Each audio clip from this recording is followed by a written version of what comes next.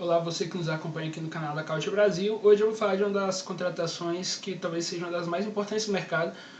Uma negociação que demorou bastante. Já levava talvez uns 3 meses negociando a equipe da Juventus com o Sassuolo.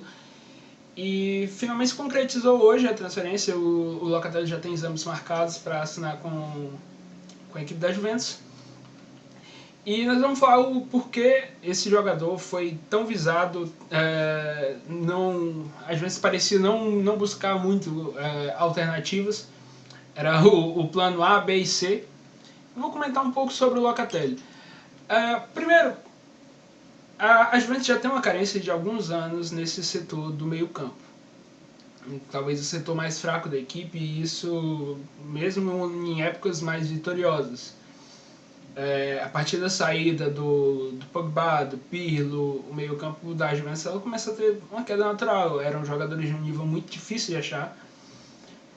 E beleza, você tem num primeiro momento um Miralem Pjanic que apresenta um nível altíssimo, mas até pela questão da idade, dos companheiros que eles tinham ao redor, Matuidi e Khedira eram bons jogadores, muito bons na verdade, mas eles não traziam tantas soluções dentro de um ponto de vista associativo e eles acabavam sendo mais visados.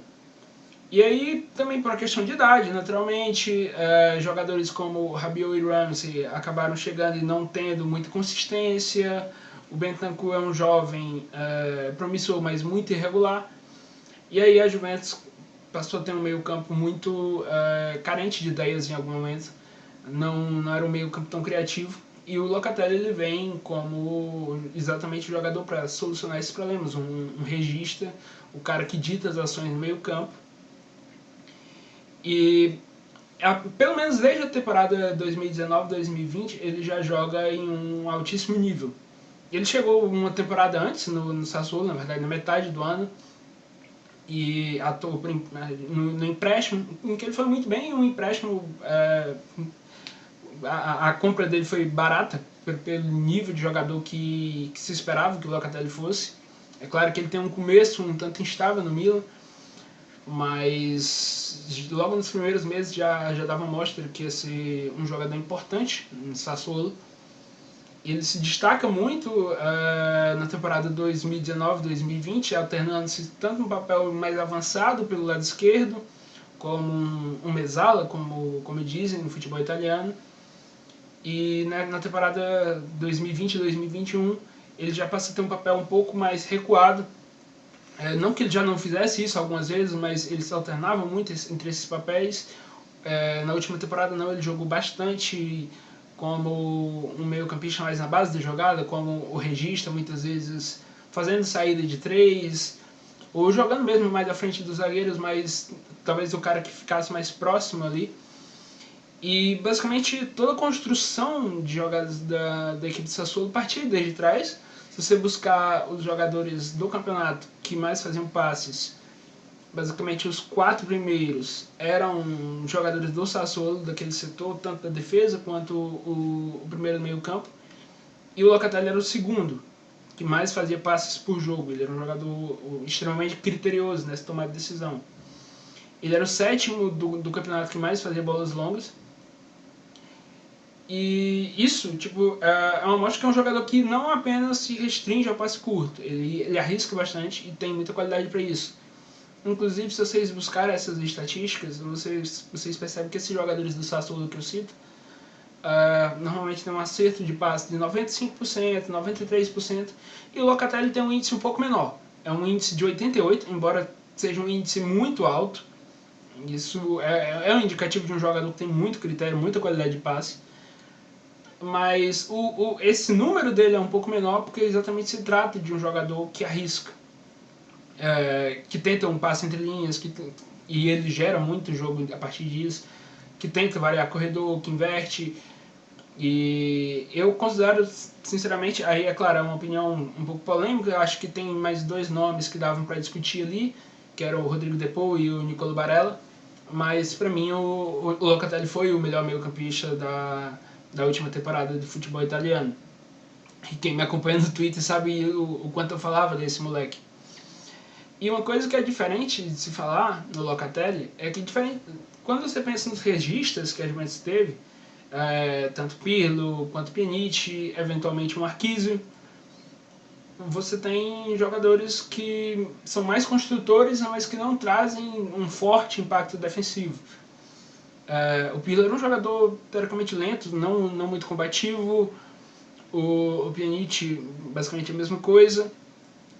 O Marquinhos tinha um pouco mais de poder de marcação, mas também não chegava a ser especialista. E o Locatelli não, é um jogador que tem uma boa estatura, que tem uma certa velocidade para combater e é agressivo nessas abordagens. Ele sai como o terceiro jogador da liga que mais faz desarmes por jogo. E é interessante você falar isso, porque normalmente você tem dentro de uma equipe um jogador que ele tem um número muito alto de desarmes, mas é porque a equipe tem pouco a bola, que é uma equipe que é muito mais atacada do que ataca. E o Sassuolo não, o Sassuolo era exatamente o time que mais tinha bola na Série A, e mesmo assim era um jogador que era um top 3 em desarmes na liga. Então isso é uma amostra bem clara de que é um jogador que traz muitas competências a nível defensivo. E acho que é uma contratação perfeita, a melhor contratação da janela, pelo valor, pelo formato que foi. Eu não acredito que o Locatelli vale apenas 35 milhões de euros, acho que vale mais. E ainda mais um empréstimo de 2 anos, parcelado depois do pagamento em 5. E aí, dentro desses 35 milhões ainda tem bônus. E aí foi falado, a gente não sabe exatamente quanto desse valor é em bônus, e mais ainda qual dessas partes, quais são as metas. Mas se fala em bônus, uma parte mais fácil de ser atingida e outra parte mais difícil. E bem, se a negociação demorou tanto, me parece que a Juventus conseguiu concretizar tudo que esperava com esse negócio. Foi para mim um negócio perfeito. E aí, acho que vale falar duas coisas. Primeiro, a importância do Roberto De Zerbi como um mentor desse jogador. Muitas vezes o que falta, às vezes, para um jogador jovem chegar a um nível mais alto ou não, é exatamente um treinador que oriente, que traga competências a ele dentro do ponto de vista tático. E acho que o De Zerbi é um cara sensacional, um treinador do mais alto nível, não à toa foi para uma equipe como o Shakhtar, que tem um investimento alto, considerável. E assim, o De Zerbi, ele é um treinador que bebe muito da fonte do jogo de posição. E o jogo de posição, quando você passa a conhecer mais das ideias do que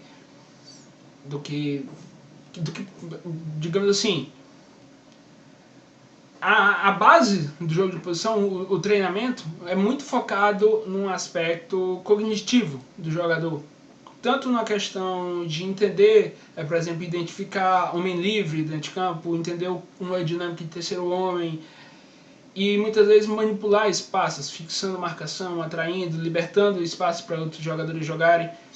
E me parece que o Locatelli muitas vezes tem muito entendimento disso. Se vocês buscarem algumas atuações, por exemplo, na Eurocopa, no primeiro jogo, muitas vezes ele faz movimentos de fora para dentro, atraindo a marcação do extremo, do ponta da equipe da Turquia, e libera espaço para o que ele conduzir. Ali é uma ação que ele não influencia diretamente no que ele age com a bola, mas é uma amostra da inteligência do jogador, de espaços, do que ele pode agregar à equipe quando ele não tem a bola. E eu acho que o Locatelli é um jogador inteligentíssimo. Já falei do que ele faz com a bola, da relação dele com a bola, mas também sem ela. E acho que a influência do De Zerbi é muito positiva. É um dos melhores treinadores italianos, um dos mais promissores. E, bem, ainda tem muito a crescer. Acho que o Allegri também é um cara de um nível muito alto, um dos melhores treinadores do mundo. E a gente ainda pode ver mais um desenvolvimento ainda desse jogador dentro de suas competências técnico-táticas, físicas. E é uma contratação não apenas para resolver agora, mas durante muitos anos. E aí eu falo do erro do Milan. Por quê? Porque o Milan tinha um jogador que era tido como uma das suas grandes promessas. Deixa ele sair para empréstimo, só que uma opção de compra relativamente barata, e era um jogador que, como a gente observa, em 2017 já estava na mira da Juventus. Não é uma novidade, já era um jogador que já era monitorado. E o Milan deveria ter mantido esse jogador sob seu controle. Seja, a gente vai liberar sem opção de compra, sem obrigação, se o jogador for bem, ele volta. Mas não foi isso que aconteceu. Ou pelo menos se você mantém, se você deixa que ele se transfira, muitas vezes você faz empréstimo, como foi o caso, foi 6 meses. O jogador ele poderia não estourar naquele momento, ele poderia estourar em uma temporada, poderia estourar em 2 temporadas. E você mantinha o controle sobre aquele jogador com uma possível cláusula de recompra. Não foi o que aconteceu e o Milan acabou perdendo um grande talento. A torcida, inclusive, culpa muito o Leonardo em relação a isso.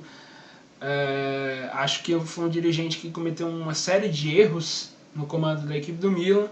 Acho que o trabalho que vem sendo feito hoje pelo Maldini é de um nível bem superior. O Milan é muito mais criterioso ao contratar, ao negociar.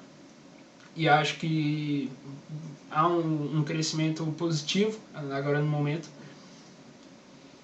E assim, já fica talvez como uma espécie de lição, né? Vai saber, por exemplo, a negociação do Haug, o norueguês, me parece que também pode ser um potencial erro dentro desse quesito. Já com o meia Tommaso Pobega, que atua na equipe do Spezia, ele já está um pouco mais cauteloso. O Milan não me parece que vá liberar ele com opção de compra, pelo que vem sendo falado das notícias do mercado. E acho uma medida inteligente, interessante, um jogador que ainda tem a se desenvolver. O Milan hoje me aposta muito em jogadores jovens, não apenas o Pobega, que vem da base, mas o Milan trouxe o Sandro Tonali, que era o tão citado novo Pirlo, que sinceramente não parece muito a forma de jogar do Pirlo, ou mesmo Benasser, enfim, Rafael Leão, Matteo Gabbia na zaga, um jogador da base que a gente falou no Jazz do Calcio. O Donnarumma saiu, mas chegou o Manhã, que também não é um goleiro muito experiente. O Milan hoje tem um caminho mais correto, age com mais critério no que faz no mercado.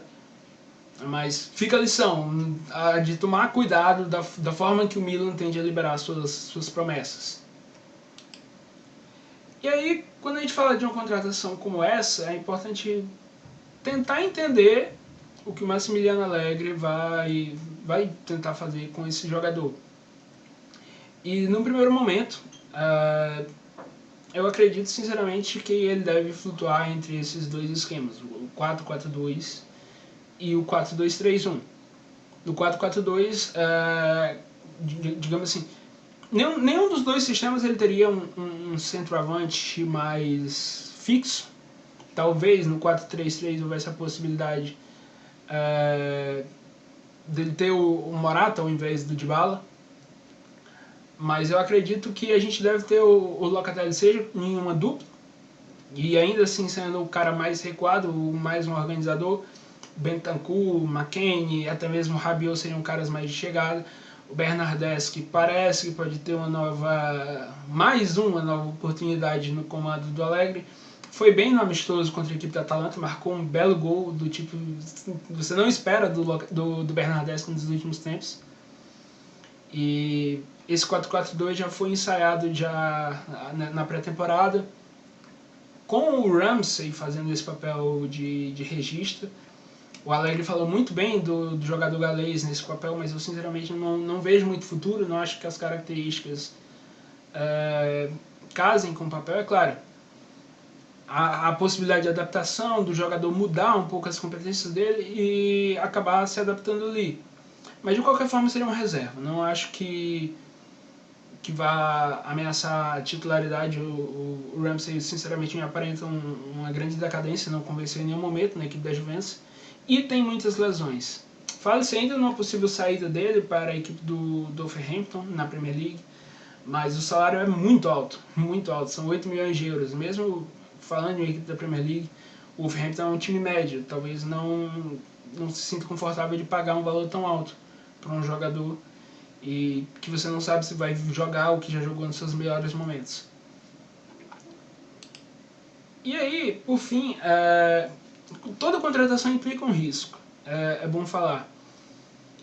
E, sinceramente, em relação ao Locatelli, o que eu vejo como o maior problema, talvez, né, nessa contratação, talvez não seja o jogador em si, mas o ambiente ao redor dele.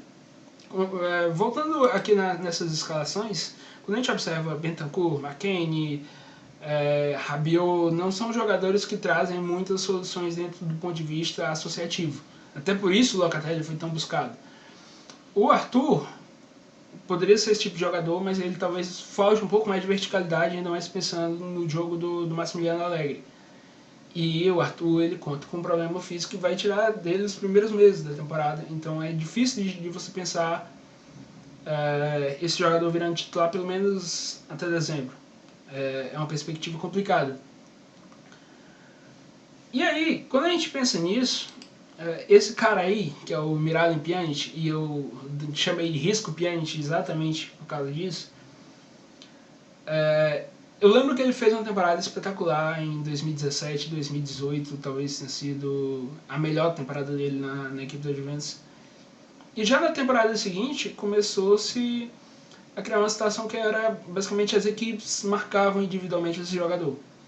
E cada vez mais se buscava tirar o Pjanic do jogo, porque ele era o jogador que tirava as principais soluções, era o jogador mais qualificado do meio campo, e quando você neutralizava essa peça, você diminuía o impacto dele no jogo e você, consequentemente, diminuía a capacidade de criação da equipe da Juventus. E há uma possibilidade real da maioria dos adversários tentarem fazer a mesma coisa com o Locatelli. Então eu penso que talvez não seja o suficiente ter apenas esse jogador. É claro que é um grande upgrade, acho que era o jogador certo, acho que não vejo contratação melhor que a Juventus pudesse fazer dentro do ponto de vista financeiro do que a realidade do clube hoje, mas é um risco, é um risco.